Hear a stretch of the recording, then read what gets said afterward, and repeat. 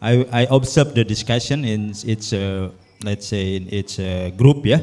So quite intensive discussion, a very good exchange of ideas, yeah, among stakeholders, between generation, from the youth to the elders. So now we come to the plenary discussion. The question is as listed in the our guidebook: what are the proposed solutions to achieve our common vision for Asia? We have only 40 minutes time to wrap up the result of discussion from each group. Yeah, in this session, we hope that the representative of each group can present the key insights of the discussions of the workshop groups, facilitated by myself, Iskandar Siregar. To save our time, I would like to invite the speaker of the group one. Yeah, the group one, who will be the speaker? Yeah, later. The group one will wrap up about the capacity building and technical assistance for sustainable agricultural systems in harmony with biodiversity and ecosystem service. My request to each speaker of the group that you have 5 minutes time to describe or to present your results. You can do it without PowerPoint presentation, and please explain the main solution for the topic only in one sentence. Yeah, so describe first the discussion. So it's not easy. It's not easy. Yeah, I found a lot of how to prioritize, for example. But you can combine the different key points, yeah, from the discussion into one sentence in order to avoid longer explanation. So please come the speaker or the representative of group one. Capacity building and technical assistance for sustainable agriculture system in harmony with biodiversity and ecosystem service. The other speaker, please remain in your spot, yeah. So I will call you after this one. Please, group one. Yeah, you can speak or sitting there. Yeah, you can speak maybe better. Okay, thank you very much, everyone. My name is Riyad. I'm representing workshop 1. Our key points in terms of capacity building and also to improve the capacity of farmers, we believe that there is one main actor in this whole process, which is the farmer. But again, the farmer cannot work alone. So the second main actor that we need is actually the facilitator. In this case, there's a bunch of ideas coming up from the discussion earlier, but since we have to summarize it a little bit, so we understand that the issue of sustainability agriculture is not really touching the ground level, which is the farmer. So to be able to talk to them, we need a certain communication method, because farmers normally in Indonesia, they tend to have a really low educational level. That's the reason why we have to have someone to actually encourage them, to educate them, to be with them all the time, which is facilitator. So the facilitator is really, really crucial in this part of process. The first thing they would help the farmers actually regarding the legal standing of the land. So the facilitator will help the farmers to make sure the land is legal. And the second one is they will talk and communicate with the farmers in terms of sustainable farming method. Also, how that practices will impact for their social and economic life. In this matter as well, the facilitator put a crucial part where they can involve the youth and also the women participation in the process of sustainable agriculture. So, to wrap up the ideas and also to see what we can do to reach the real grassroots level of understanding to the farmer about this sustainable trade, then we need this person in the middle that can be here with us in the policy making process and understand that and then try to convert it with their language to the farmers so they can understand and accompany them day to day. So not only understanding, but also they are doing, they implementing it day to day on their process. Again, the fact that we're facing at this time towards this facilitator are they somehow just becoming a volunteer. So no certain payment for them. So mostly they fight for others while they actually sacrificing their own problem or their own economical aspect in life. So we have to have attention as well to this facilitator because they really need to deliver a final message and also to encourage farmer at the very first level of this whole process of sustainable trade. So creating maybe institutions or maybe a group of facilitators and bringing them to this kind of event, facilitators will maybe give a better a result so they can deliver to the farmers and they can help the farmers day-to-day activities. So at the end, we will get the sustainable product from the land. Also, the sustainable trade can be possibly done. Thank you. Thank you, Group 1. Give a big applause to the Group 1. Yeah, you may be seated again. Yeah.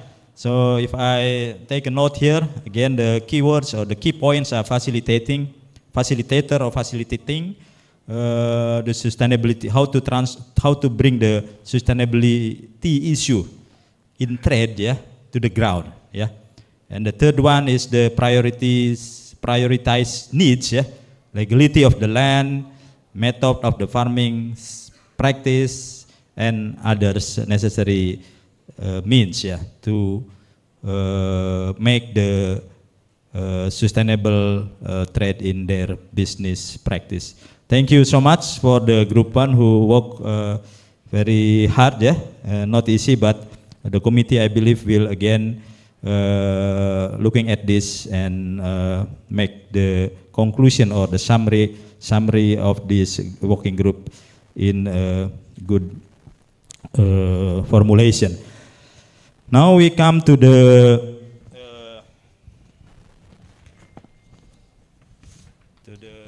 Group 2. Group 2, where is Group 2? The speaker has been assigned, yeah. Please come here.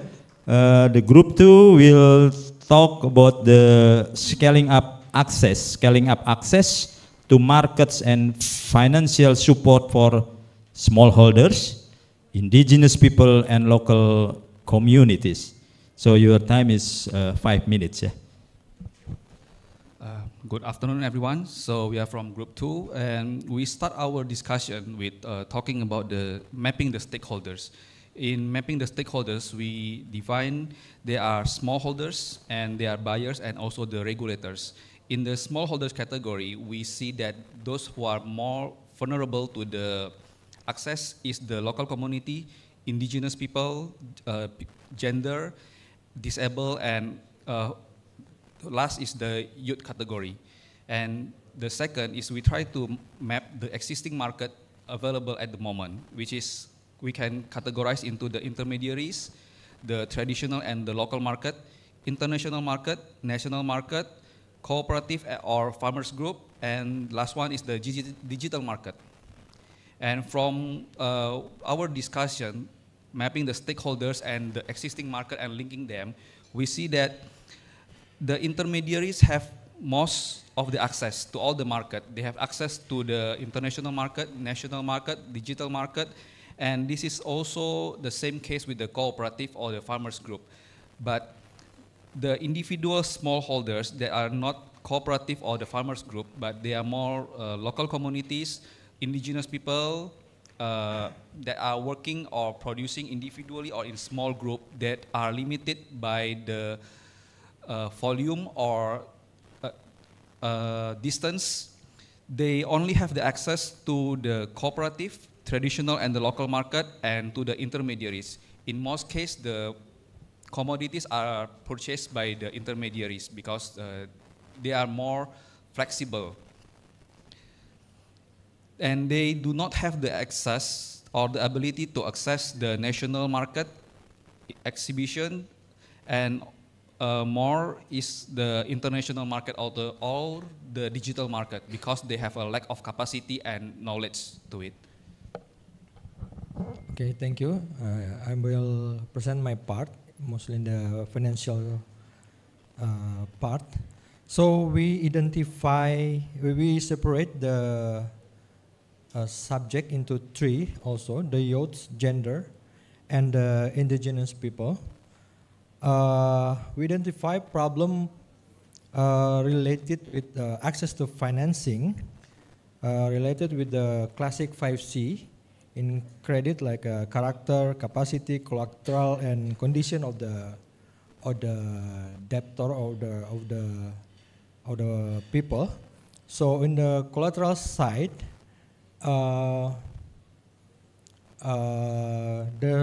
we find a solution related with the government policy for the land ownership given to people in the industry category, and also in the financial literacy. We also identify the lack knowledge in financial of the three categories. So what's the solution? We give capacity building provided by the government or private sector or banking and fintech in this part. So we see that fintech can play a big role with this unbanked and underbanked people, with their mostly because their target market in this category. And that's all. Thank you.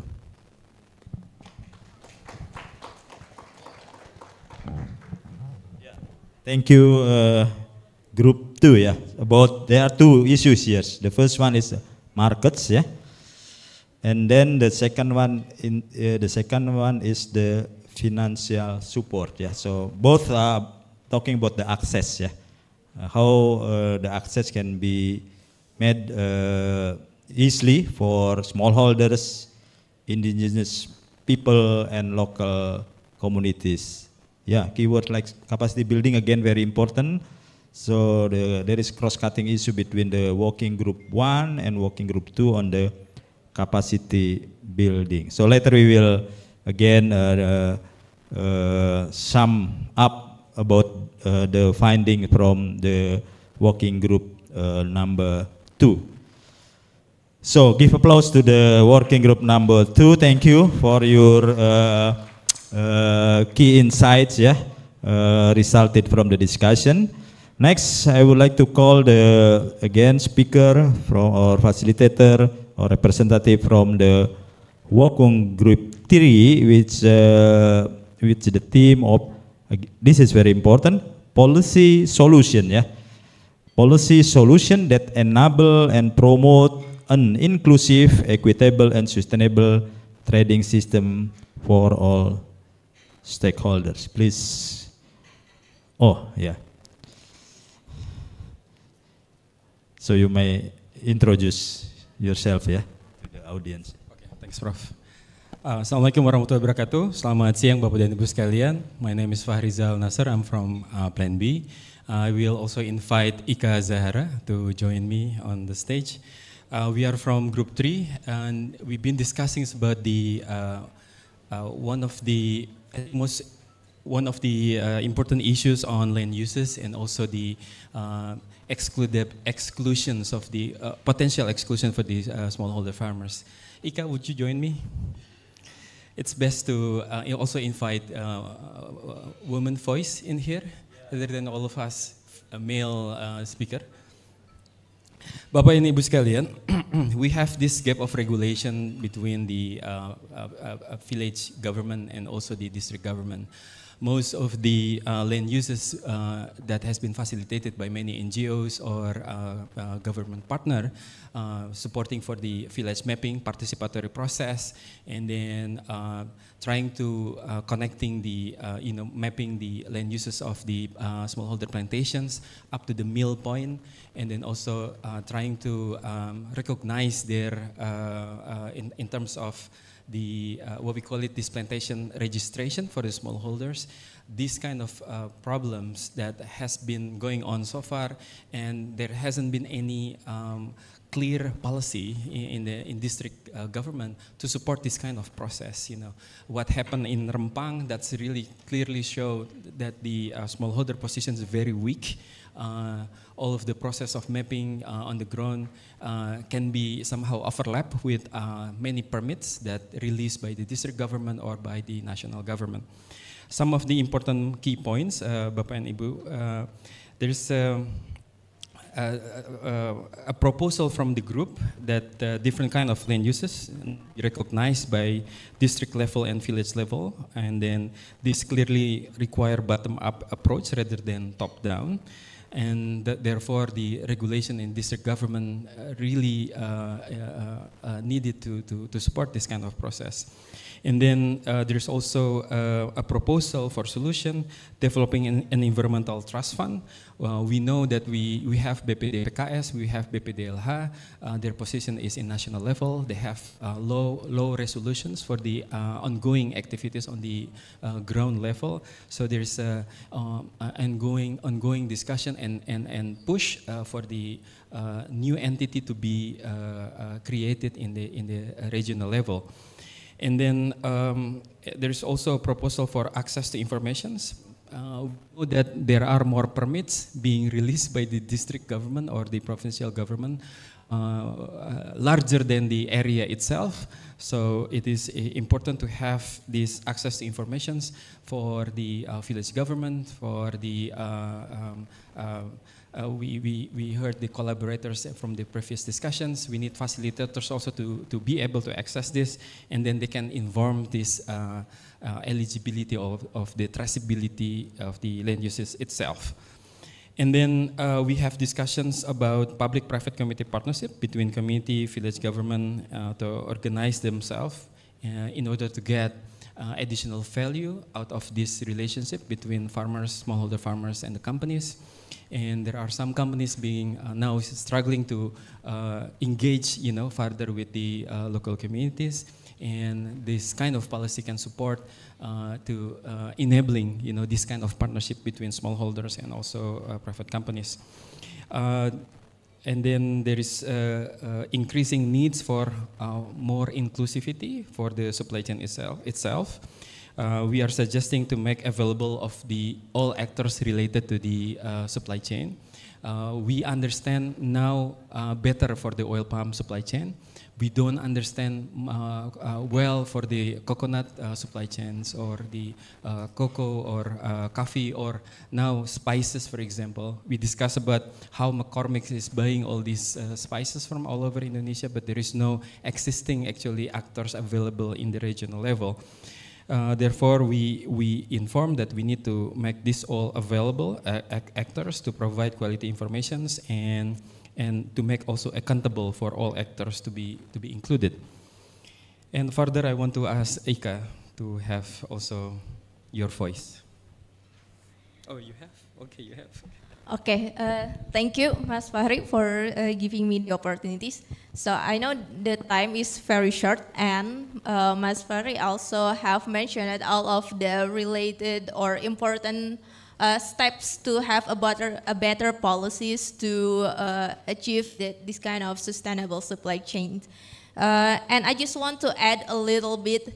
It's like a Pareto law, where we do the 20% and we gain another 80% if we know the root cause of all why some of the policies are ineffective. And I think one of the root cause is if we just be able to enable farmers to have an actual land ownership to their land, it will help a lot of things, like they could have a better financial access. They could have a better agriculture method, or participating in a more equitable supply chain. And also, there's an example where in some areas the participation of farmers in ISPO or RSPO is quite low. It is because, again, they don't have the land ownership for themselves, and hence it prevents them to participate in better program that the government has been providing so far. And I think it also related to the land use or land permits that has been overlapping in some areas, where we need to find a ways to clearing up where this land should be used for, or who owns this land. Because without making clarity of this kind of overlapping, all of the policies will remain ineffective. I think that's all from my thing. Thank you very much. Respect to Prof. Thanks. Thank you so much from our young generation, I think.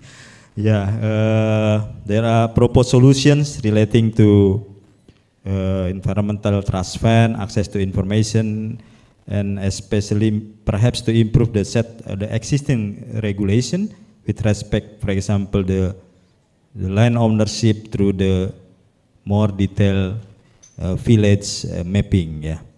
So that's from group 3. Yeah. Give applause to the group 3. Now I will call the group 4. Where is the group 4 representative? Yeah. The theme or the topic has been discussed is unlocking benefits from traceability system in palm oil supply chains. Yes, you can sit.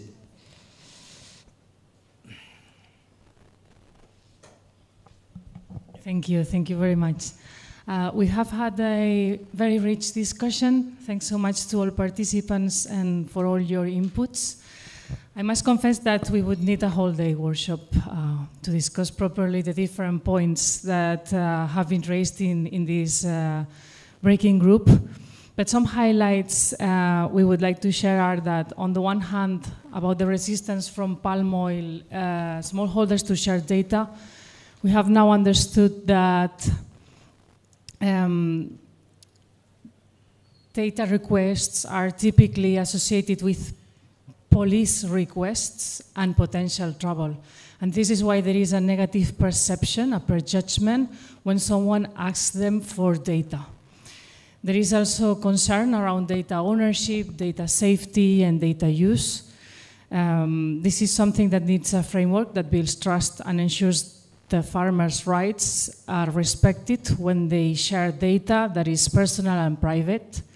We also discussed the cultural aspects and the inherent nature of humans' nature of resistance to change. We all have a resistance to change.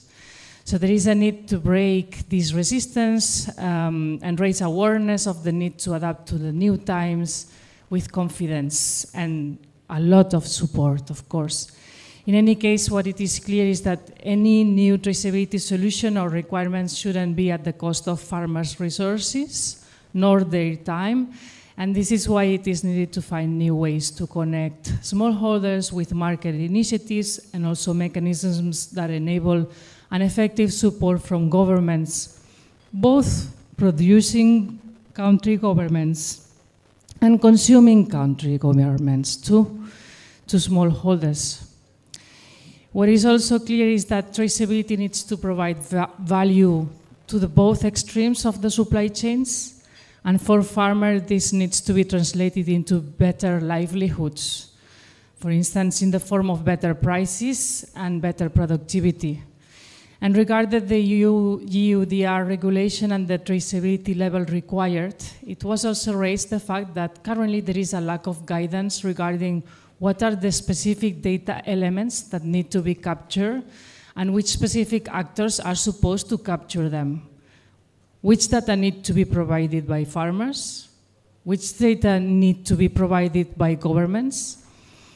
It was also explained that the Indonesian Ministry of Agriculture has already 2 digital platforms which include data on farm polygons, and this information could be potentially be used by traceability solutions.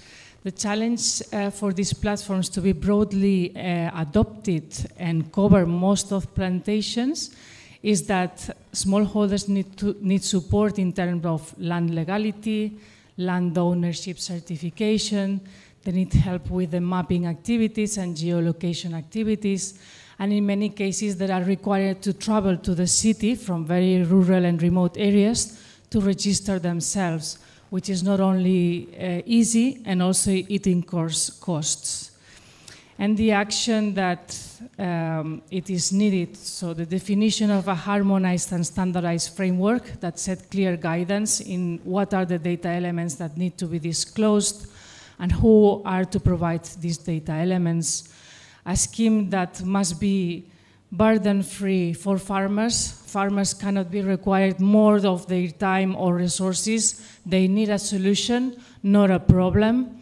The setting of public policies and market requirements that support traceability but also establish the required mechanisms to support implementation, taking into account the resources that need to be put in place to make things easy and feasible for smallholders.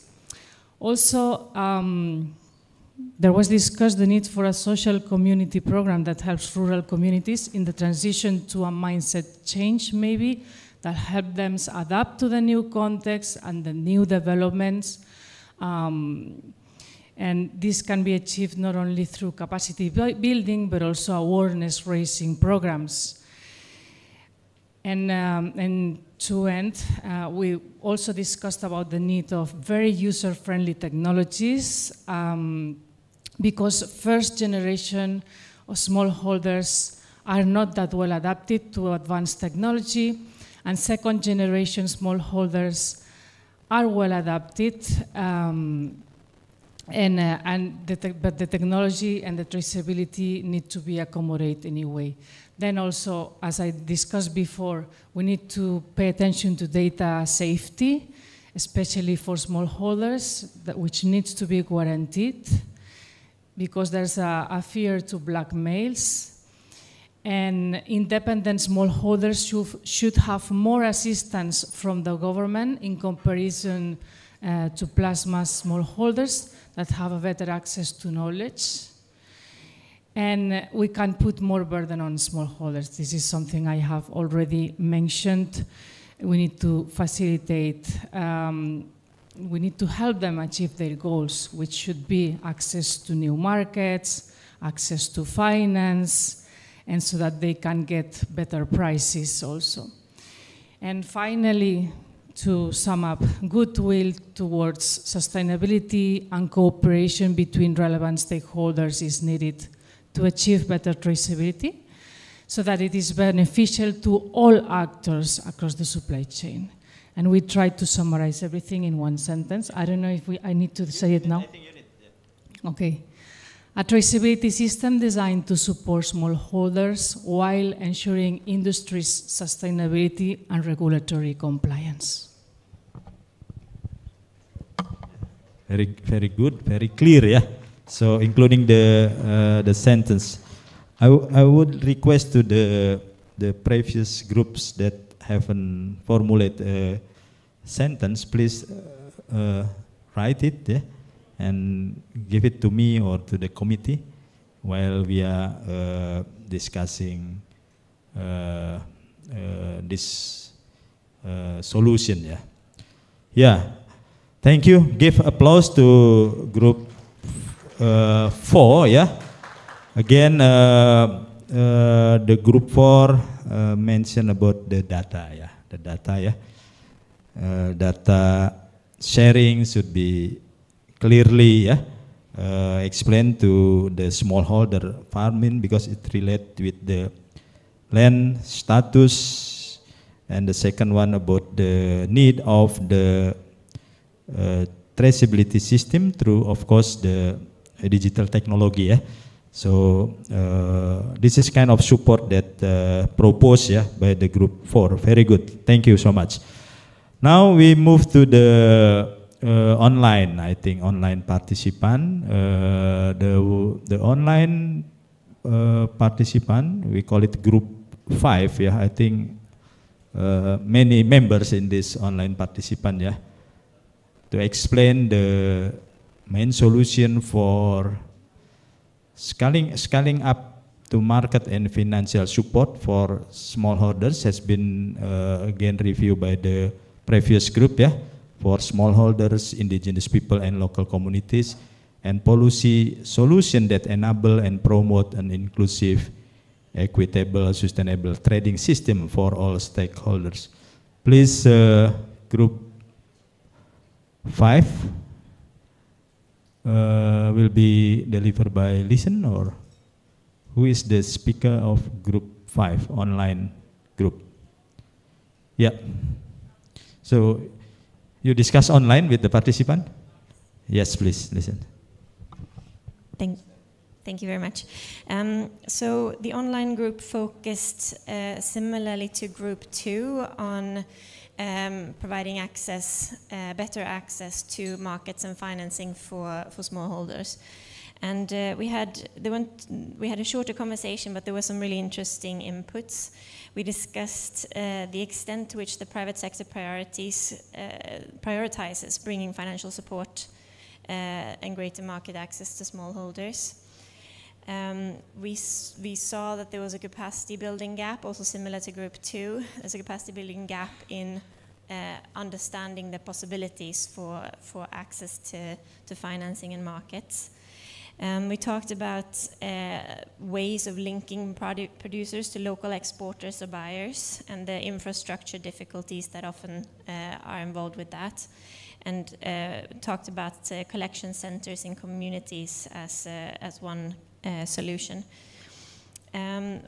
A key sort of problem that came up also was the way that went way too many different standards, and they need to be simplified and harmonized, and it's causing redundancy and confusion and cost in the system.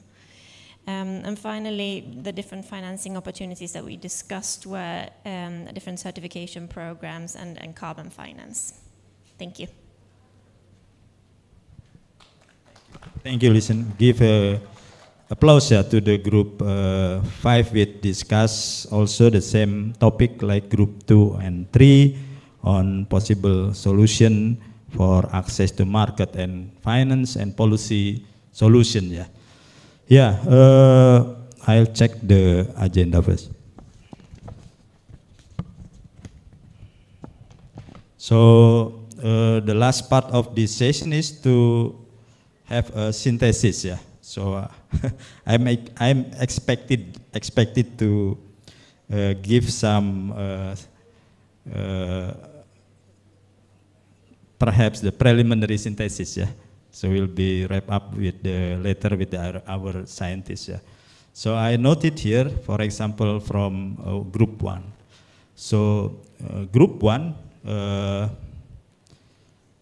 in short, I would like facilitating for the group 1. Yeah, please correct me. Facilitating the farmers, smallholder farmers, in terms of bringing sustainability issues in trade or sustainable trade to the ground is important with respect to their prioritized needs, yeah, such as legality of the land again,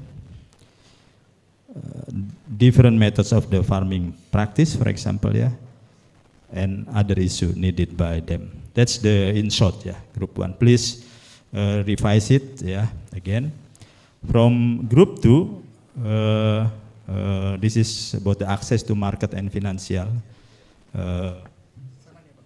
support. Access to the financial supports, yeah. The problem usually faced by the farmer is in terms of again market, yeah. There are problem in regulation, market regulation, finance, and also technology, yeah, needed, and even the institution as well. The working group 2,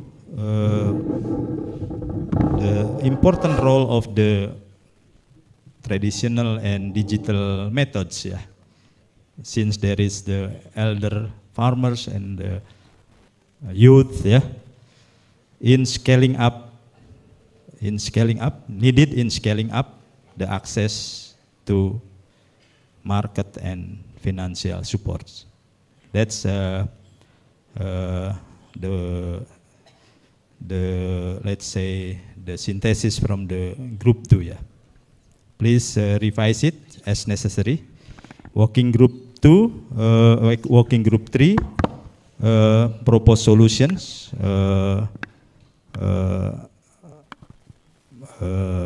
has been discussed, yeah. And another one that very important is making information and data, I think, available, yeah, to the farmers, to relevant stakeholders, yeah.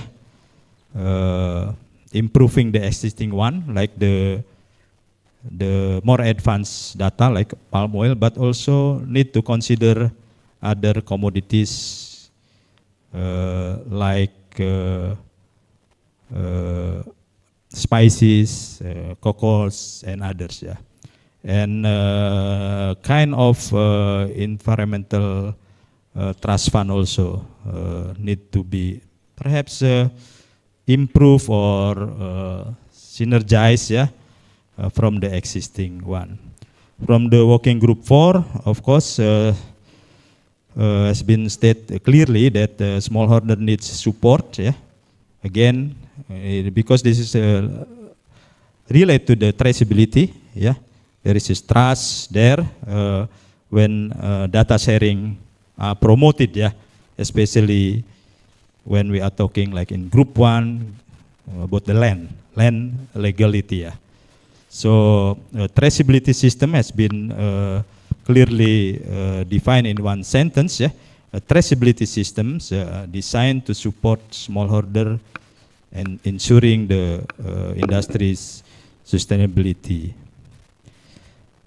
Yeah, and online participant again discuss what has been mentioned in the working group 2 and 3.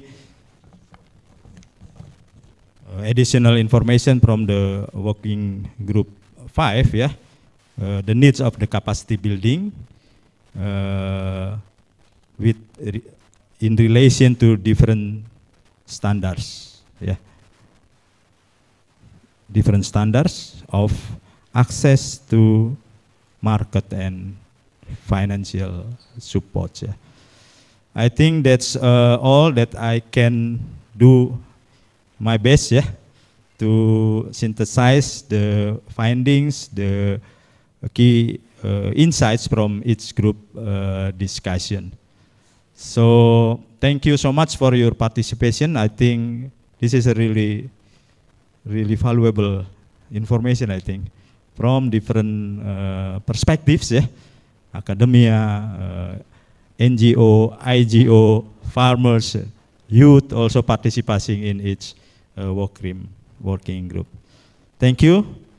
That's all from me. I'll give the time to Mbak Sonia again.